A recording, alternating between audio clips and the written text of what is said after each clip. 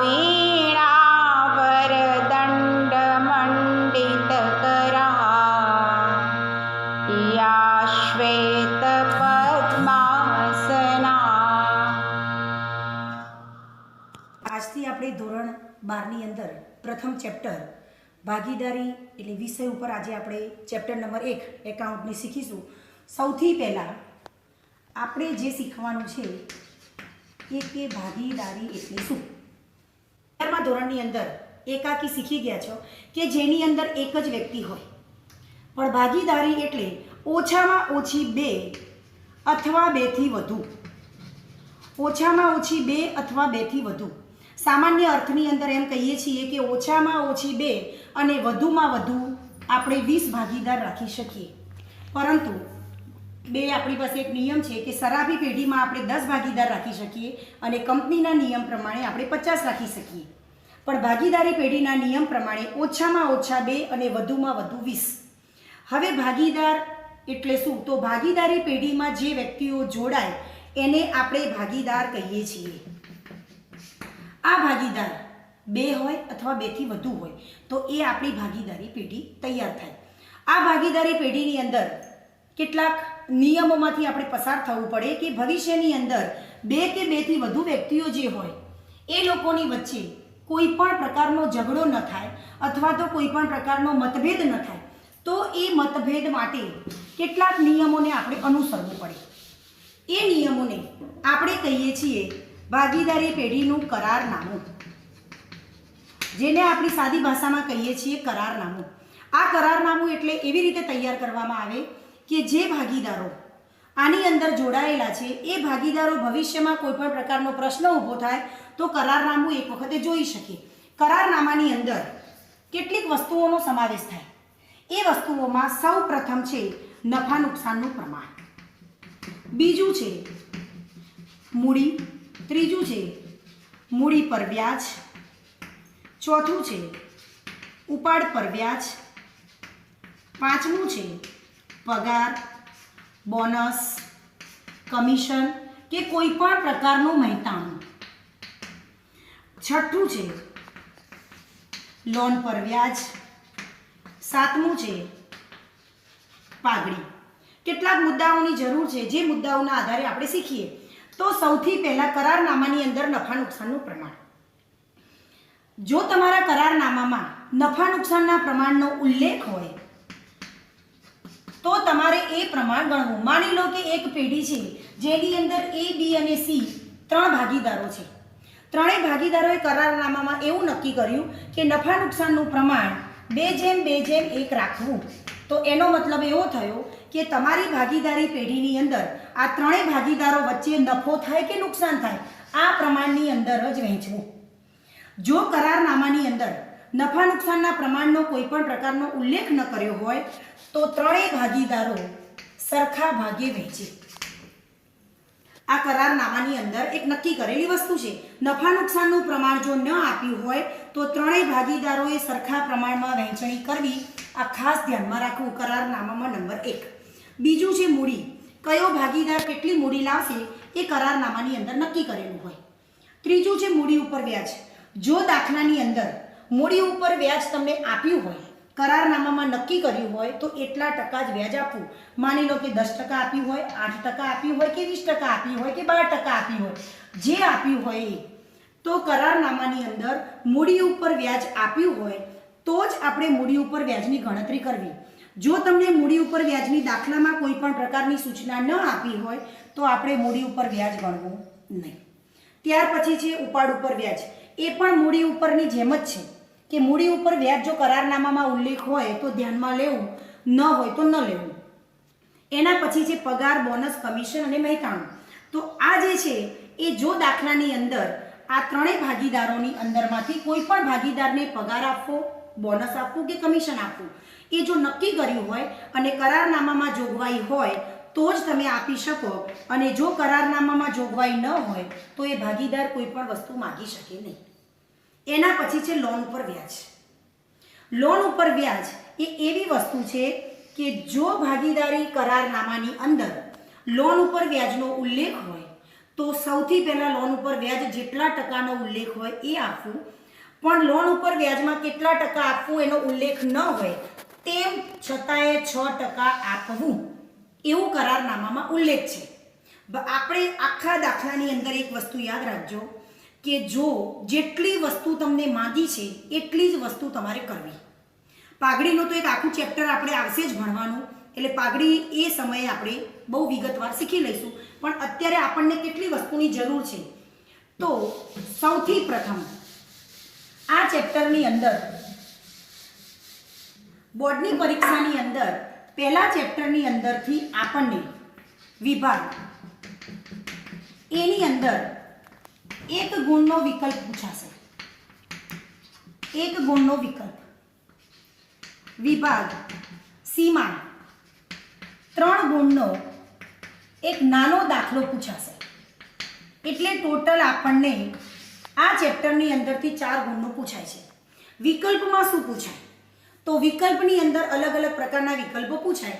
માની લો કે તમને એમ કીધું હોય કે મૂડી ઉપર વ્યાજ 12% આપવાની જોગવાઈ છે, તો કેટલા ટકા આપવું? તો તમારે નક્કી જ કરવું પડે કે 12% આપવું.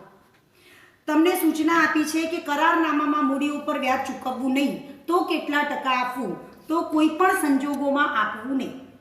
એવી જ રીતે બીજું એવું પૂછાય કે ભાગીદારી કરારનામામાં લોન ઉપર વ્યાજ ચૂકવવાનું કહ્યું નથી, તો કેટલા ટકા ચૂકવવું? તો લોન ઉપર વ્યાજ 6% ચૂકવવું એ નક્કી જ છે. જો કરારનામામાં જોગવાઈ હોય કે ન હોય તેમ છતાં ભાગીદારને જે પેઢીને લોન આપી હોય એની ઉપર 6% વ્યાજ ચૂકવવું. મૂડી ઉપર વ્યાજ, ઉપાડ ઉપર વ્યાજ, નફા નુકસાનનું પ્રમાણ, પગાર બોનસ કમિશન કે મહેતાણું, કોઈ પણ પ્રકારની વસ્તુ જો દાખલામાં ઉલ્લેખ કર્યું હોય તો જ ધ્યાનમાં લેવું, ન ઉલ્લેખ કર્યું હોય તો ધ્યાનમાં ન લેવું.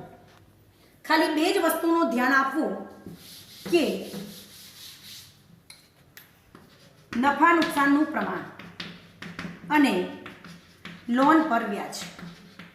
નફા નુકસાનનું પ્રમાણ જો દાખલામાં ન આપ્યું હોય તો સરખું પ્રમાણ ગણવું, અને લોન ઉપર વ્યાજ જો દાખલામાં ઉલ્લેખ ન હોય અને ભાગીદારીએ પેઢીને લોન આપી હોય તો 6% વ્યાજ ગણવું અને ગણવું જ.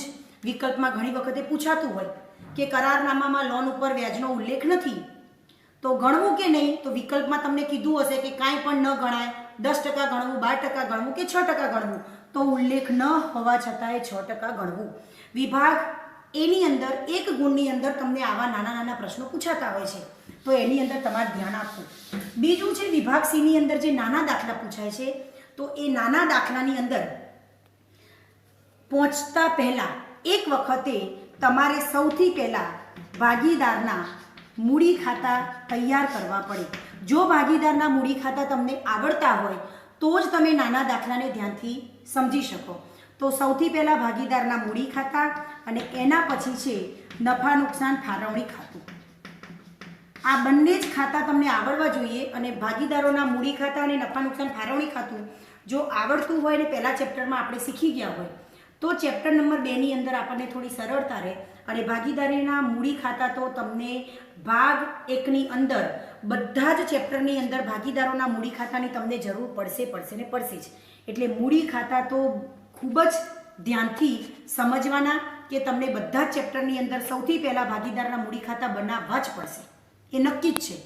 તો મૂડી ખાતાની અંદર શું કરવું એના પહેલાં કેટલીક નાનકડી વસ્તુ તમારી સામે લખી દઉં છું, જરાક જોજો. ધારો કે તમને દાખલામાં એમ કીધું છે A, B અને C 3 ભાગીદારો છે. તેમની મૂડી અનુક્રમે 50,000, 30,000 અને 20,000 છે. નફો 2,10,000 છે. મૂડીનું પ્રમાણ 2:2:1 છે. ભાગીદાર એને કેટલો નફો મળશે? હવે તમારી સામે આ છે.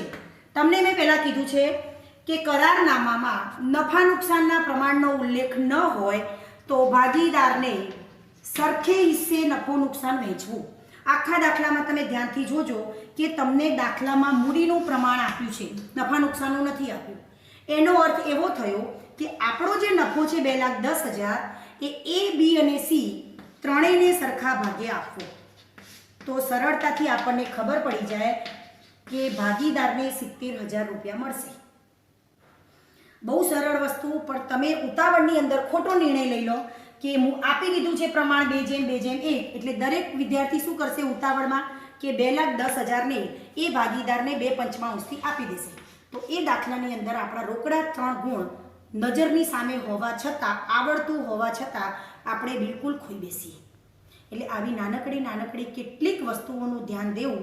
હવે આજે કદાચ મને એમ છે કે તમારી ક્ષમતા પ્રમાણે, તમારી કેપેસિટી પ્રમાણે આજે આપણે ભાગીદારી પેઢીનું જે કરારનામું જોયું છે એ કરારનામાની અંદર જેટલું શીખવાડ્યું એ અને બાકી ચોપડીની અંદર જે પુસ્તકમાં આપ્યું છે એ એક વખતે વાંચી લો. ન ખબર પડે તો કાલે મને કહેજો, તો ફરીથી આપણે રિપીટ કરીશું. તો હવે હું તમને કાલે ભાગીદારોના મૂડી ખાતા વ્યવસ્થિત રીતે સમજાવીશ. બસ કે આપણે શીખ્યા હતા ભાગીદારી કરારનામું. કાલનું કરારનામું બધા વિદ્યાર્થીઓ એક વખતે સાંભળી લીધું હશે અને વાંચી પણ લીધું હશે એવી અપેક્ષા રાખું છું.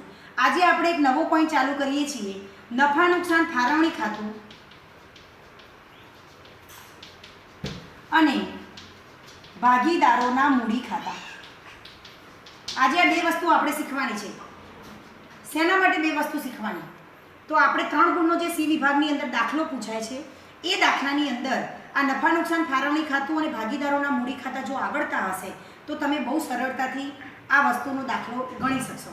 તો સૌથી પહેલાં નફા નુકસાન ફાળવણી ખાતું એટલે શું અને ભાગીદારોના મૂડી ખાતા શેના માટે તૈયાર કરવામાં આવે? તો જરાક એક મોટી નજર ફેરવી લઈએ.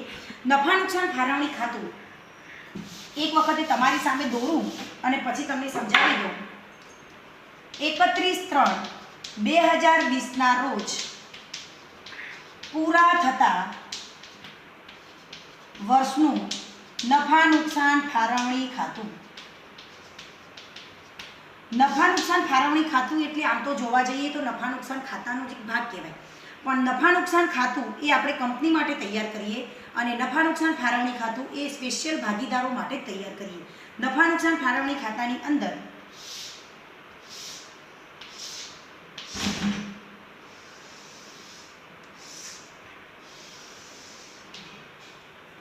વિગત, રકમ, વિગત, રકમ. નફા નુકસાન ખાતાની અંદર તમે શીખી ગયા છો એ જ રીતે કે ઉધાર બાજુ તમામ પ્રકારના ખર્ચ હોય એટલે આને આપણે ઉધાર કહીએ છીએ. જમા બાજુ તમામ પ્રકારની આવક હોય એટલે આપણે એને જમા કહીએ છીએ. એક બાજુ લખવાનું ઉધાર અને એક બાજુ લખવાનું જમા. વિગત, રકમ, વિગત અને રકમ. ઉધાર બાજુ આવતી તમામ વસ્તુ પેઢીએ જે ભાગીદાર માટે ખર્ચ કર્યો હોય એ વિગતો લખવાની અને જમા બાજુ પેઢીની જેટલી આવક હોય એ લખવાની. તો સૌથી પહેલાં પેઢીનો ખર્ચ અને પછી આવક. એટલે ખર્ચ એટલે સૌથી પહેલાં તો આપણે કહીએ છીએ ખોટ, ચોખ્ખી ખોટ. ચોખ્ખી ખોટ આપણે ક્યાંથી લાવીએ છીએ? તો નફા નુકસાન ખાતામાંથી લાવીએ છીએ. એટલે આપણે લખવાનું ચોખ્ખી ખોટ નફા નુકસાન ખાતેથી લાવ્યા. આ બાજુ લખવાનું ચોખ્ખો નફો નફા નુકસાન ખાતેથી લાવ્યા. તમને દાખલાની અંદર નફો અથવા ખોટ કોઈ પણ એક જ વસ્તુ આપી હશે, ધ્યાન રાખજો. પણ હું બંને બાજુ એટલા માટે લખું છું કે ખોટ હોય તો ઉધાર બાજુ લખવું, નફો હોય તો જમા બાજુ લખવું. એના પછી મૂડી પર વ્યાજ. મૂડી પર વ્યાજ માની લો કે આપણી પાસે 3 ભાગીદારો છે, એ, બી અને સી. તો આપણે લખવાનું એ, બી અને સી. ત્રણેય ભાગીદારોનું જે પણ મૂડી ઉપર વ્યાજ આપણે ગણતા હોઈએ એ અંદરના ખાનામાં લખ્યા પછી જે સરવાળો આવે એ બહારના ખાનામાં લખો. એના પછી કોઈ પણ ભાગીદારને આપણે પગાર, બોનસ, કમિશન કે કોઈ પણ પ્રકારનું મહેતાણું જો ચૂકવતા હોઈએ તો એ લખવાનું, પણ એ જે ભાગીદારને ચૂકવતા હોય એ જ. એના પછી છે ચાલુ ખાતાની ઉધાર બાકીનું વ્યાજ. ચાલુ ખાતાની ઉધાર બાકી, ચાલુ ખાતાની જમા બાકીનું વ્યાજ, સોરી જરાક, હા, એ વ્યાજ આપણે અહીં લખવાનું. આ બાજુ જો જે જમા હોય એ ઉધાર બાજુ જશે. હવે એક વસ્તુ યાદ રાખવાની કે નફા નુકસાન ફાળવણી ખાતામાં જે વસ્તુ ઉધાર બાજુ લખીએ છીએ એ ભાગીદારોના મૂડી ખાતાની જમા બાજુ હોવું જોઈએ. એટલે અહીં આપણે લખીશું જમા બાકીનું વ્યાજ. આ હું તમને જરાક ફરીથી એક વખત બહુ વ્યવસ્થિત વસ્તુ સમજાવી દઉં કે ચાલુ ખાતાની જમા બાકી અને ઉધાર બાકીનો ઉપયોગ ક્યાં કરવાનો. આ બાજુ આવશે ઉપાડ પર વ્યાજ. આપણી પાસે જેટલા ભાગીદારોએ ઉપાડ કર્યો હોય એ બી અથવા સી જે ભાગીદારોએ, ઘણી વખતે એવું બને કે ત્રણ ભાગીદારોએ ઉપાડ કર્યો હશે અને ઘણી વખતે એવું હશે કે એક કે બે ભાગીદારોએ ઉપાડ કર્યો હશે. એ અંદરના ખાનામાં લખ્યા પછી બહારના ખાનામાં એનો સરવાળો લખવાનો. ત્યાર પછી લખવાનું ભાગીદારના ચાલુ ખાતાની ઉધાર બાકીનું વ્યાજ. એ અહીં લખવાનું. આ બાજુ જમા બાકીનું વ્યાજ, આ બાજુ ઉધાર બાકીનું વ્યાજ. હવે કઈ રીતે? તો તમે જોઈ લો કે નફા નુકસાન ફાળવણી ખાતું એ પેઢી તૈયાર કરે છે. જે વસ્તુ પેઢી માટે ખર્ચ હોય એ ભાગીદાર માટે આવક હોય. જે વસ્તુ ભાગીદાર માટે આવક છે એ પેઢી માટે ખર્ચ છે. દાખલા તરીકે મૂડી ઉપર વ્યાજ આપણે જોઈ લઈએ. મૂડી ઉપર વ્યાજ, ભાગીદાર જ્યારે ધંધામાં મૂડી લાવતો હોય તો એવા સંજોગોમાં ભાગીદારને મૂડી ઉપર વ્યાજ ચૂકવવું પડે. કોણ ચૂકવે? તો પેઢી ચૂકવે. એટલે પેઢી માટે ખર્ચ કહેવાય અને ભાગીદાર માટે આવક કહેવાય. એવી જ રીતે ઉપાડ ઉપર વ્યાજ. ઉપાડ ઉપર વ્યાજ એટલે ભાગીદારને જ્યારે પણ પૈસાની જરૂર હોય તો પેઢીમાંથી કોઈ પણ વસ્તુનો ઉપાડ કરે તો એ જે ઉપાડ કરે છે એ ઉપાડ ઉપર જે ટકા વ્યાજ ગણવાનું કીધું હોય એ ઉપાડ ઉપર વ્યાજ ગણવાનું. તો જ્યારે પણ ભાગીદાર ઉપાડ ઉપર વ્યાજ ચૂકવતો હોય એટલે પેઢી માટે આવક કહેવાય. એટલે જમા બાજુ લખીએ છીએ અને ભાગીદારોના મૂડી ખાતાની ઉધાર બાજુ લખવું પડે. એટલા માટે કે એ ભાગીદાર ચૂકવે છે અને પેઢી લે છે. જે વસ્તુ પેઢી લેતી હોય એ પેઢીની આવક છે, જે વસ્તુ પેઢી ચૂકવતી હોય એ પેઢીનો ખર્ચ છે. એવી જ રીતે જે વસ્તુ, હવે પગાર, બોનસ, કમિશન, તો આ વસ્તુ પેઢી ચૂકવે છે અને ભાગીદાર મેળવે છે. એટલે ખાસ યાદ રાખવાનું કે નફા નુકસાન ફાળવણી ખાતાની ઉધાર બાજુ જે વસ્તુઓનો સમાવેશ થતો હોય એ બધી જ ભાગીદારના મૂડી ખાતાની જમા બાજુ. નફા નુકસાન ફાળવણી ખાતાની જમા બાજુ જે વસ્તુઓ આવતી હોય એ બધી જ વસ્તુઓ ભાગીદારના મૂડી ખાતાની ઉધાર બાજુ. એટલે આપણે આવી રીતે ક્રોસ એન્ટ્રીઓ થઈ જશે. જે વસ્તુ ઉધાર છે એ મૂડી ખાતાની જમા બાજુ જશે, જે વસ્તુ જમા છે એ ઉધાર બાજુ જશે. બોર્ડ મારી પાસે નાનું છે એટલે જરાક જોઈ લો કે નફા નુકસાન ફાળવણી ખાતાની અંદર ચોખ્ખી ખોટ, મૂડી ઉપર વ્યાજ, પગાર, બોનસ, કમિશન કે મહેતાણું જે ચૂકવીએ છીએ, ચાલુ ખાતાની જમા બાકીનું વ્યાજ, આટલી વસ્તુ. એના પછી સૌથી છેલ્લે આપણે બંને બાજુનો સરવાળો કર્યા પછી માની લો કે જમા બાજુનો સરવાળો વધુ હોય તો આને આપણે કહીએ છીએ વહેંચણી પાત્ર નફો. જમા બાજુનો સરવાળો વધુ હોય તો એ જમા બાકી કહેવાય. એટલે એનો મતલબ એવો થયો કે પેઢી નફો કરે છે. તો નફા નુકસાન ફાળવણી ખાતામાં જે છેલ્લે રકમ ઉધાર બાજુ ખૂટતી હોય તો વહેંચણી પાત્ર નફો એ આપણી પાસે જે ભાગીદારો છે એ ભાગીદારોને એમના નફા નુકસાનના પ્રમાણમાં આ વસ્તુ વહેંચી દેવાની. જો ઉધાર બાજુનો સરવાળો વધુ હોય તો જમા બાજુ જે રકમ ખૂટે એને આપણે કહીએ છીએ વહેંચણી પાત્ર ખોટ. આ વહેંચણી પાત્ર ખોટ પણ ત્રણેય ભાગીદારો આપણી પાસે જે હોય એ ત્રણેય ભાગીદારોને નફા નુકસાનના પ્રમાણમાં વહેંચી દેવાની. જો દાખલામાં નફા નુકસાનનું પ્રમાણ ન આપ્યું હોય તો મેં કાલે જ કીધું હતું કે એને પ્રિન્ટ મિસ્ટેક ન કહેવાય. ઘણી વખતે છોકરાઓ દાખલો ગણતા હોય તો દોડીને આવે કે દીદી નફા નુકસાનની ફાળવણીનું પ્રમાણ જ નથી આપ્યું તો ભાગીદારોને કઈ રીતે ચૂકવવું. તો જ્યારે દાખલામાં નફા નુકસાનનું પ્રમાણ ન આપ્યું હોય તો ત્રણેય ભાગીદાર હોય કે બે ભાગીદાર હોય સરખા ભાગે વહેંચણી કરવી. આ વસ્તુ કાલે મેં કરારનામામાં કીધું હતું. આમાં આપણને દાખલામાં ક્યાંય નફા નુકસાનનું પ્રમાણ નથી આપ્યું તો જે આવ્યું હોય એ ત્રણેય ભાગીદારો સરખા ભાગે વહેંચી લેશે. જો જમા બાજુનો સરવાળો વધુ હોય તો વહેંચણી પાત્ર નફો કહેવાય. ઉધાર બાજુનો સરવાળો વધુ હોય તો વહેંચણી પાત્ર ખોટ કહેવાય. ખોટ જે છે એ ભાગીદારના મૂડી ખાતાની ઉધાર બાજુ જશે અને નફો છે ભાગીદારના મૂડી ખાતાની જમા બાજુ જશે. હવે બહુ સરળ અને સીધી રીત કે જ્યારે પણ નફા નુકસાન ફાળવણી ખાતું અને ભાગીદારોના મૂડી ખાતા જો એક સાથે તમે બનાવતા હોય તો હંમેશા યાદ રાખવાનું કે તમારા હાથમાં જે બોલપેન છે એ જેવી નફા નુકસાન ફાળવણી ખાતાની ઉધાર બાજુ ઉપડે એવી તરત જ ભાગીદારના મૂડી ખાતાની જમા બાજુ જવી જોઈએ. આ વસ્તુ ખાસ યાદ રાખજો. હવે બોર્ડ મારી પાસે નાનું છે તેમ છતાં હું તમને એક સાથે બે ખાતા બનાવી અને જરાક આજે બતાવી દઉં અને પછી એક દાખલો ઘરેથી ગણવાનો કહીશ કે દરેક વિદ્યાર્થી પોતાની રીતે ઘરેથી દાખલો ગણશે. ચાલો એક વસ્તુ બનાવું છું. નફા નુકસાન ફાળવણી ખાતું. મારી પાસે બોર્ડ નાનું છે એટલે હું બધું લખતી નથી. તમારે લખવાનું 31/3/2020ના રોજ પૂરા થતા વર્ષનું નફા નુકસાન ફાળવણી ખાતું. આ છે વિગત, રકમ, વિગત અને રકમ. મેં આટલું બનાવી દીધું. આને આપણે કહીએ છીએ ઉધાર, આને આપણે કહીએ છીએ જમા. એવી જ રીતે હું અહીં નીચે બનાવું છું ભાગીદારોના મૂડી ખાતા. આપણી પાસે અત્યારે આપણે બે જ ભાગીદારો લઈએ છીએ, વિગત એ અને બી. વિગત એ અને બી. આને પણ આપણે ઉધાર કહીએ છીએ અને આને પણ આપણે જમા કહીએ છીએ. હવે એક વસ્તુ બહુ ધ્યાનમાં રાખજો કે નફા નુકસાન ફાળવણી ખાતાની ઉધાર બાજુ હું જે લખીશ એ જ વસ્તુ જમા બાજુ લખીશ, અને નફા નુકસાન ફાળવણી ખાતાની જમા બાજુ લખીશ એ ભાગીદારોના મૂડી ખાતાની ઉધાર બાજુ લખીશ. એક રકમ તમારી સામે બનાવીને લખું છું. એ અને બી બંને ભાગીદારો 2:1ના પ્રમાણમાં નફો નુકસાન વહેંચતા ભાગીદારો છે. એ ભાગીદાર 40,000 મૂડી લાવે છે અને બી ભાગીદાર 30,000 મૂડી લાવે છે. પેઢીના કરારનામા મુજબ મૂડી ઉપર વ્યાજ 10% ગણો. ઉપાડ પર વ્યાજ 8% ગણો. નંબર 3, ભાગીદાર બીને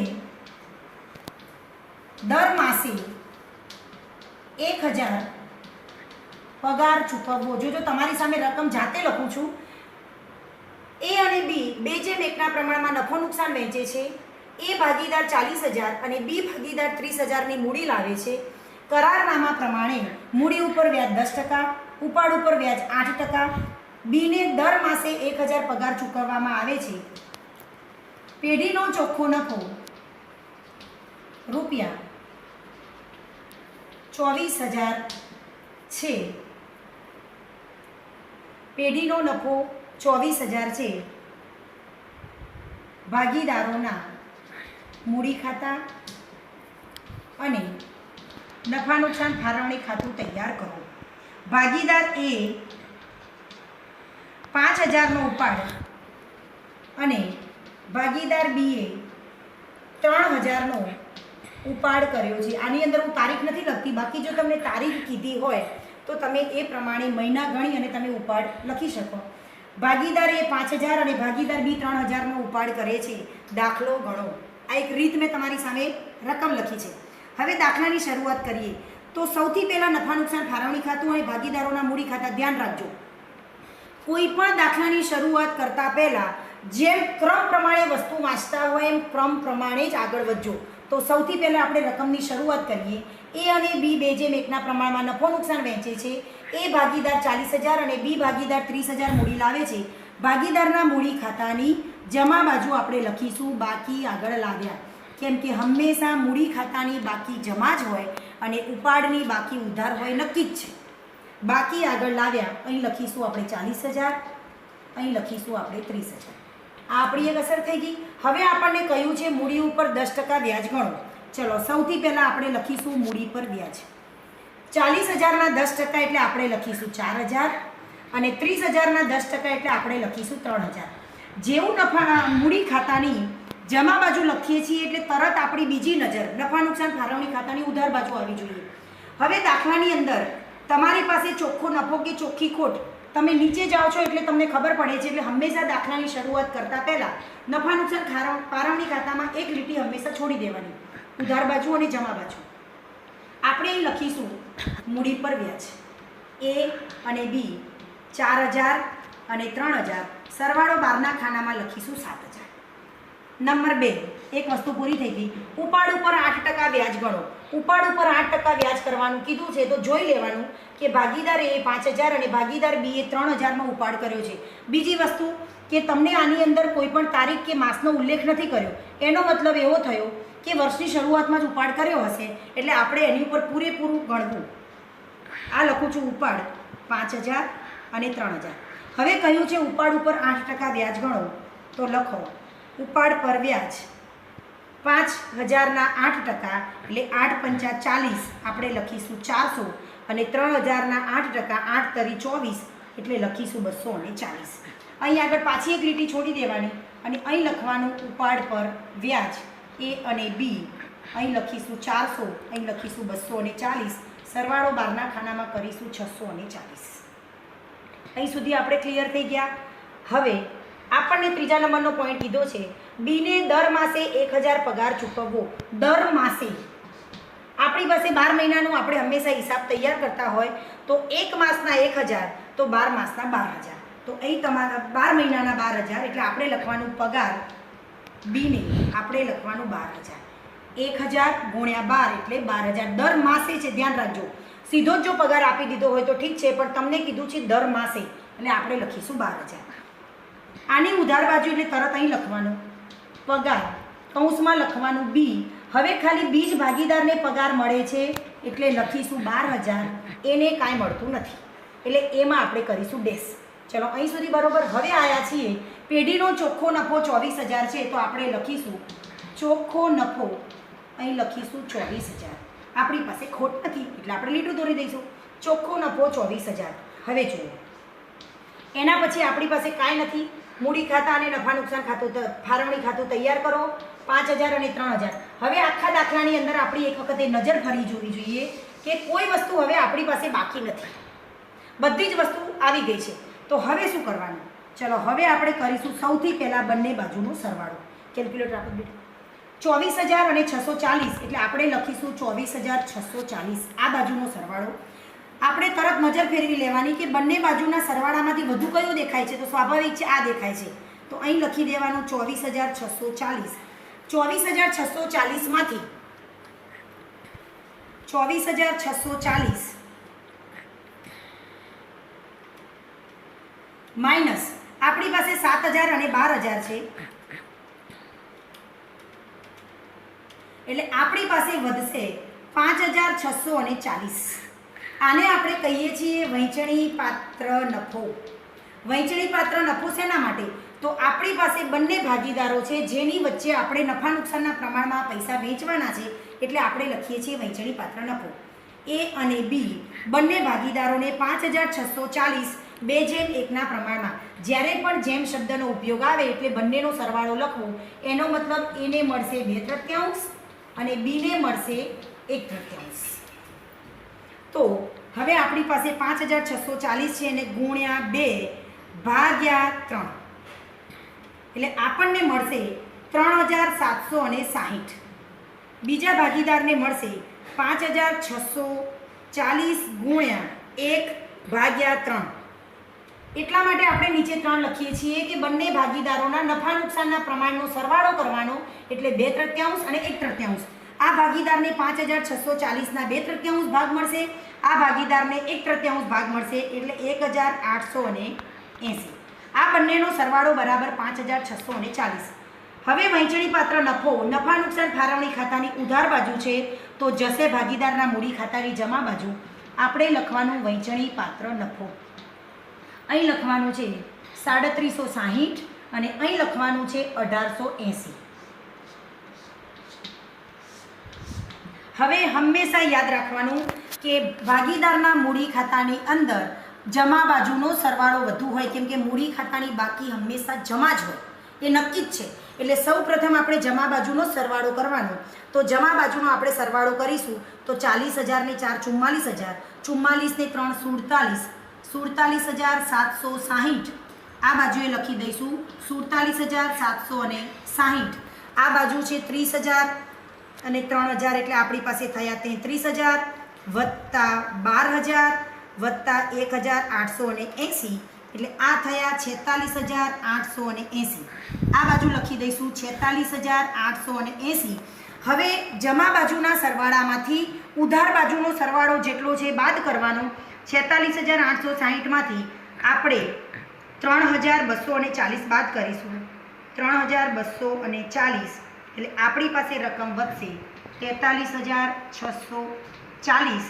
એવી જ રીતે આ બાજુનો સરવાળો છે 47760. એમાંથી 5400 આપણે ઉધાર બાજુના બાદ કરીશું તો આપણો તફાવત આવશે 42360, જેને આપણે કહીએ છીએ બાકી આગળ લઈ ગયા.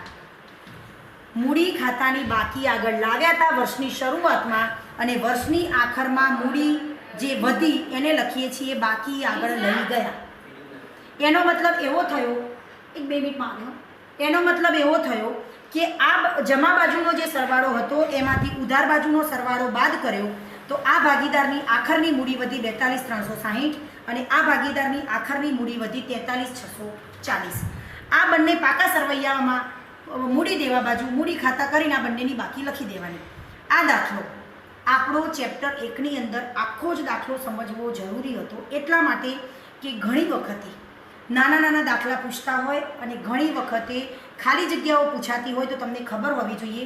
હવે તમને એક ખાલી જગ્યા બધા જ વિદ્યાર્થીઓને પૂછું તો બધાને આવડવી જોઈએ કે માની લો કે તમને વિકલ્પમાં પૂછ્યું કે મૂડી ઉપર વ્યાજ ભાગીદાર માટે શું ગણાય, તો બધાને ખબર હોવી જોઈએ કે મૂડી ઉપર વ્યાજ ભાગીદાર માટે જમા બાજુ છે એટલે આવક ગણાય. ઘણી વખતે એમ પૂછે કે ભાગીદારના મૂડી ઉપર વ્યાજ પેઢી માટે શું ગણાય, તો પેઢી માટે ખર્ચ ગણાય. નફા નુકસાન ફાળવણી ખાતાની ઉધાર બાજુ આવતી વિગતો પેઢી માટે ખર્ચ કહેવાય, જમા બાજુ આવતી વિગતો પેઢી માટે આવક કહેવાય. એવી જ રીતે મૂડી ખાતાની અંદર જમા બાજુ ભાગીદારને મળતી આવક છે, ઉધાર બાજુ ભાગીદાર ચૂકવે છે એટલે ખર્ચ છે. તો આજના દાખલાની અંદર નફા નુકસાન ફાળવણી ખાતું અને ભાગીદારના મૂડી ખાતા આપણે શીખ્યા છીએ. આ જ દાખલા તમે ઉદાહરણ અને ચોપડીના સ્વાધ્યાયના દાખલામાં ફરીથી એક વખતે જેટલા દાખલાનો સમાવેશ થાય અને આની અંદર જે દાખલા આવી જતા હોય એ બધા જ દાખલા ઘરે ગણવાનો પ્રયત્ન કરજો. કાલે પાછી તમારી સામે હું નાના નાના જે 3-3 ગુણના દાખલા પરીક્ષામાં પૂછાય છે એ જ દાખલા કાલે હું શીખવાડીશ. પણ આજે આ મોટી વસ્તુ એટલા માટે 2 ખાતા શીખવાડી દીધા કે આ બંને ખાતા તમને વાર્ષિક હિસાબોમાં કામ આવશે. સાથે સાથે તમે નાના નાના જે દાખલા ગણશો તો નાના દાખલામાં પણ આ જ વિગતો તમને ખબર હોવી જોઈએ કે કઈ જગ્યાએ આવે છે. કદાચ તમને હવે દાખલામાં એવું પૂછશે કે મૂડી ઉપર વ્યાજ ગણવાનું ભૂલથી રહી ગયું છે તો તમને ખબર પડવી જોઈએ કે મૂડી ઉપર વ્યાજ ગણવાનું રહી જાય તો એનો મતલબ ભાગીદારને નુકસાન થાય કે ફાયદો થાય, તો પેઢીનો ખર્ચ એટલો રહી જાય. તો આ બધી વસ્તુ ઘણી વખતે દાખલામાં એમ કહેશે કે ઉપાડ ઉપર વ્યાજ ચૂકવવાનું રહી ગયું છે અથવા તો નોંધ કરવાની રહી ગઈ છે. તો એવા સંજોગોની અંદર તમને આ ખબર હોવી જોઈએ કે કઈ વસ્તુ કઈ બાજુ લખાય, તો એના આધારે તમે બહુ નાના દાખલા સરળતાથી ગણી શકો. કાલે વળી પાછી હું આ જ સમયે તમારી સામે આવીશ અને તમને હવે વિભાગ સીની અંદર જે નાના દાખલા પૂછાય છે એ નાના દાખલાની સમજૂતી આપીશ. નમસ્તે.